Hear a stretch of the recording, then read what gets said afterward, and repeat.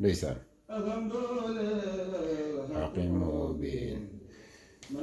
salaamaaleykum wa rahmatullah sama mbokk jullit yi sama mbokk taalibe yi waaw seen mbokk murit moo dellu si waat ñuy eggale ñuy waxtaan si sang bu tedd bi muy Yonent bi sallallahu alayhi wa sallam comme niñ koy wax defee ajjuma ju nekk ñu xuus tuuti si dund Yonent bi sallallahu alayhi wa sallam waaw mbokk yi comme niñ koy faral di waxee weccante xalaat la waaw ñu ngi sàkku si mbokk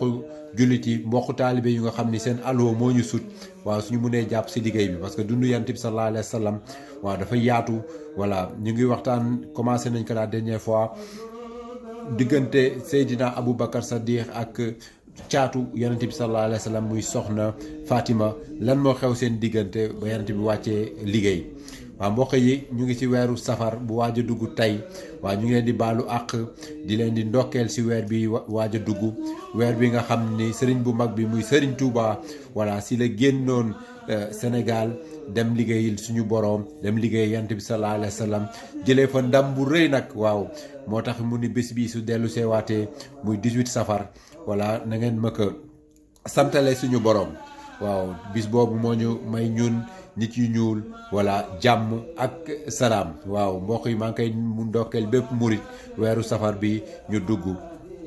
ñu teru ko bu baax ñu bendeel bu baax ñu xalaat néew du doole yi ñu xalaat suñu mbokk jullit yi ñu sekk ak ñëpp jàmm voilà weeru mbégte la weeru féexal sa xol la weeru contentement la waaw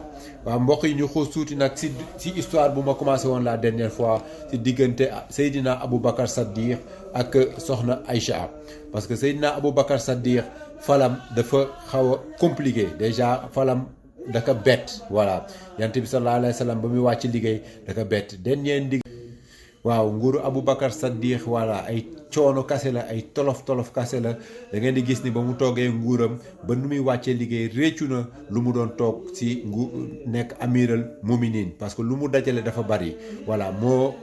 commencé régler succession Yonent bi sallallahu alayhi wa sallam parce que ba Yonent bi wàccee sallallahu alayhi wa sallam jullit yëpp tàggoo nañu ne seen xel voilà Aboubacar Saddiq taxaw temm moom ak Seydina Omar moom ak Abu Ubayda voilà ne Yonent bi sallallahu alayhi wa sallam Xuraysh moo koy doon parce que ñaari xeet yu doon jàppale Yonent bi sallallahu alayhi wa sallam mooy muhaajir yi nga xam ni ñoom ay Xuraysh lañu ñu ñëw fekk si waa Médine ansaar yi la Xawsi yi ak Xadrajiit yi ñoo fa nekkoon seen bopp ku leen jiite woon mooy Sadd ibn Ubayda voilà moom la ñu faloon pour mu représenter ansaar yi voilà demoon nañu ba coow li naroon nekk ñaari division nar a diviser jullit yi waaye Seydina Aboubacar Saddiq moo si dimbale jullit yi ba nuñ koy falee waaw fal boobu dinañ ci ñëw waxtaan la kooku moom waxtaan entier la dinañ ci ñëw pas par pas nan la demee Saqifa voilà foofu ñu ko doon falee Aboubacar Saddiq nan la demee ba ak premier prêche yu Aboubacar Saddiq def boobu foofu jógee quelque temps la toog tamit doomam Abdallah wàcc liggéey si nguuram ñu ngi si nguuru Aboubacar Saddiq léegi 2 ans yu mu toog voilà boolewuñ ci tegaat tamit révolte tribu yi la dernière fois indi naa tribu yu doon révolté wu ne Yonent bi sallallahu alayhi wa sallam wàcc nañu liggéey ñoom dootuñu joxeeti zakat ñii ne Yonent bi sallallahu alayhi wa sallam wàcc na liggéey léegi ñoom dañuy woote yanant am ñu nga xam ne nag ñu ni Aboubacar Saddiq doyu leen léegi dootuñu góorgóorlu si diine l'islam ak nu muy dalee seen kaw ñu ñëw nag teg si gestion communauté jullit yi voilà ba Yonent bi sallallahu alayhi wa sallam charge boobu moom moo ko yoroon ça veut dire que moom moo doon commandant jullit yëpp moo doon def appliquer lu Yonent bi sallallahu alayhi wa sallam appliquer si jullit yi guerre yi tamit moom moo ko doon def voilà da ngeen di gis ni tribu péninsule arabe bi Aboubacar Saddiq moo propagé l'islam après Seydina Omar jël ba yóbbu l'islam hors frontière arabe yi waaye ba dafa am affaire bu gën a touchant mooy bu ma commencé la dernière fois mooy histoire Fadak moom ak doomu Yonent bi sallallahu alayhi wa sallam Fatima la joteel si histoire boobu Fadak nag duré na 2 siècles parce que ba si Seydina Omar dafa sonnoon si problème bi xalifaam ba dafa jël Fadak jox ko oncle Fatima muy Abbas jël Fadak tamit jox ko jëkkëru Fatima muy Alioune donc Fadak Omar mujj na ko delloowaat famille bi mais da ngeen di gis ni après ba xalif yeneen yu toogee succession bi pendant 2 siècles voilà si chiite yeeg sunnite yi di xuloo si Fadak xalif yu fi toogoon doon xuloo Fadak ak njabootu Yonent bi sallallahu alayhi wa sallam pour wan leen rek histoire bi point de départ bi mooy wàccu liggéey Yonent bi sallallahu alayhi wa sallam Fadak dañ ko mayoon yonente bi sallallahu alayhi wa sallam yàlla wax na ko si alquran ne Fadak propriété yonente bi sallallahu alayhi wa sallam la waaye Aboubacar Saddiq ba mu toogee dafa fekk Fatima bint Rasoul doomu yonente bi sallallahu alayhi wa sallam ñëw fekk ko mu toog mu ngi toog diggante Seydina Omar mu ngi toog ak Abu Ubayda ñuy waxtaan Fatima ñëw fekk fa ne ko Aboubacar Saddiq dama la soxla voilà foofu la ñuy njëkk a évoqué problème mu Fadak Aboubacar Saddiq laaj ko ndax jàmm la mu ne ko dama ñëw récupérer sama héritage bu ma yonent bi sallallahu alayhi wa sallam bàyyil Aboubacar laaj ko loolu ban héritage la mu ne ko Fadak laa bëgg ngeen delloo ma ko man maa ko moom parce que sama papa moom moo ko moomoon comme que wàcc na liggéey kon Fadak daf may revenir Aboubacar Saddiq si xelam si dalam si tranquillité ne ko Fadak voilà communauté jullit yi la parce que yonent bi sallallahu alayhi wa sallam ba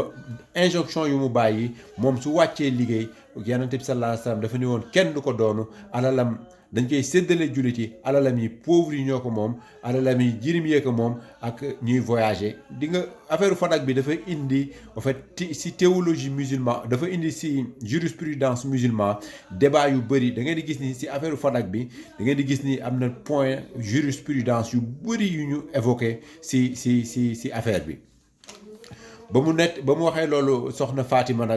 Fatima ne ko man dama jaaxle parce que Aboubacar Saddiq yow mii di xalif tey soo wàccee liggéey kan moo lay doonu Aboubacar Saddiq ne ko sama soxna moo may doonu ak samay doom ñoo may doonu soxna Fatima ne ko léegi comme que yow ñooñu ñoo lay doonu waa léegi lu tax man mënuma doonu sama papa voilà mu wax ko loolu mu laaj ko loolu Aboubacar Saddiq ne ko yonent bi sallallahu alayhi wa sallam yàlla moo ni si alxuraan bien yuñ ko jox yëpp voilà moom moo ko moom waaye su wàccee liggéey bien yi moomatu ko dafa am partie bien yu nga xam ni communauté musulman bi yëpp ñoom ñoo ko moom ñun ñëpp ñoo si bokk yam loolu ça veut dire que nekkatuñu si problème mu héritage maintenant si problème mu nationalisation ça veut dire que léegi bien yi communauté musulmane bi yëpp ko moom mu indi alxuraan nag mu ni ko alxuraan yonent bi sallallahu alayhi wa sallam dafa ni ko Fatima ne ko yonent su doonee ñu ko jege ñoo koy doonu voilà Aboubacar Saddiq yow nooy àttee loolu mu laaj ko Aboubacar Saddiq ne ko rentre Fadak yonent bi sallallahu alayhi wa sallam ba mu nekkee si loxoom moom sax jëfandikoo ko woon à 100% yonent bi sallallahu alayhi wa sallam da ko dindi woon ñetti parti benn parti boo xam ni njabootam la ko doon jox mu leen di dundal benn parti bi mu nga xam ni communauté musulman bi ñoom moom la ko doon jox am na benn parti bu nga xam ni moom lañ doon teg si yoonu yàlla mooy yoonu jihad moom moo doon financé guerre sainte yu ñu doon def. ba loolu amee nag soxna Fatima jaaxle trop parce que Aboubacar Saddiq ku intransigeant mooy ça veut dire que waxu yonent bi sallallahu alayhi wa sallam du ko teggi parce que loolu dal na ko tamit moom Seydina Omar ba Harisa 17 ans la amoon yonent bi sallallahu alayhi wa sallam ne na nekk commandant jullit yi moom la mooy ndigal bu yonent bi sallallahu alayhi wa sallam mujjee bàyyi si kaw suuf ba yonent bi wàccee Aboubacar Saddiq dafa ne ko kii xale la kii mënuñoo jiite comme commandant Aboubacar Saddiq da ko ni ko moom mooy nekk commandant parce que waxu yonent bi sallallahu alayhi wa sallam du ma ko teggi voilà noonu la affaire bi demee histoire Fadak bi moom ak soxna Aïcha mu ni ko nag léegi dama lay laaj yow Aboubacar Saddiq voilà yàlla dafa ni si alxuraan verset 8 surat 8 verset 41 yàlla dafa ni si alxuraan butin bu yonent bi sallallahu alayhi wa sallam di am voilà 1/5 yàlla moo ko moom ak yonent bi sallallahu alayhi wa sallam ak ay jegeñaaleem ji nga moo jegeñaale mu ngi si biir ak ñu jirim ñoo xam ne amuñu papa amuñu yaay ak ñu nga xam ne néew di doole lañu ak ñu nga xam ne ay voyageurs lañu mais ci verset boobu wax nañu ak ay jegeñaaleem voilà Aboubacar Saddiq ne ko yow nu nga déggee verset boobu ak man nu mu ko déggee bokkul voilà foofu day wane ni junj bi ne ko alal bi dañ ko tegoon si loxo yonent bi sallallahu alayhi wa sallam waaye yonent bi sallallahu alayhi wa sallam moomu ko parce que yeneen su wàccee su héritage am du wàcc héritage ji nga loolu problème débat jurisprudence la yonent bi du wàcc héritage voilà. loolu tamit continuer mu ni ko léegi dama lay wax léegi am naa preuve bu nga xam ni soxna Fatima mu ni ko am naa preuve bu nga xam ni moom laay indi ñëw tegal la ko mu wóor na ni la fadak man maa ko moom Aboubacar Saddiq ne ko fekkee da nga am preuve boo xam ne da nga koy indi tegal ko firndeel ma ni yanante bi moo ko moom lu ñu bind man ma delloowaat la fadak voilà noonu la affaire bi demee soxna Aïcha ne ko léegi sama jëkkër Seydina Aliou fekkee na ko ba kay yanante bi aw ma lu ñuy bind waaye sama jëkkër fekkee na ko Ummu Ayman fekkee na ko Ummu Ayman moo doon nourrice yanante bi sallallahu alayhi wa sallam waaw moom Égypte la jóge voilà ñooñu fekkee nañ ko ba yanante bi sallallahu alayhi wa sallam di may wax loolu Seydina Omar ne ji nga àtte jurisprudence pour ñu nangu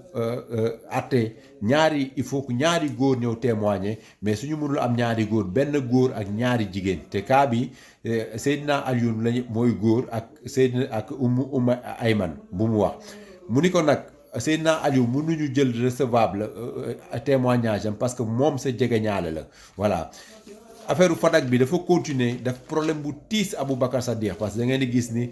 topp na Aboubacar Saddiq ba nu muy wàccee liggéey parce que soxna Fatima mu ngi wàcce liggéey 28 ans 72 jours après ba yanante bi wàccee liggéey mais dafa mere Aboubacar Saddiq si problème mu fadak bi léegi nag problème boobu continuer na def polémique entre chiites yi ak sunnites yi te da ngeen di gis ni plus tard prochainement naa si ñëw si waxtaanu prochain bi mooy soxna Fatima bàyyiwul affaire fadak da ngeen di gis ni deuxième séance bu ñuy waxtaan prochaine fois ñëw na ba si jumaa ji jumaa mi jàqam yanante bi sallallahu alayhi wa sallam fekk Aboubacar Saddiq toog ak ansaar yëpp mu def benn prêche bu nga xam ni bu gudd wax lu bëri si Aboubacar Saddiq wax lu bëri si ansaar yi voilà xas leen ŋàññi leen voilà kooku dinañ ci ñëw la prochaine fois ñu wax loolu nan la demee salaamaaleykum wa rahmatullah mbokku jullit yi maa ngi leen di gërëm di leen di sant au revoir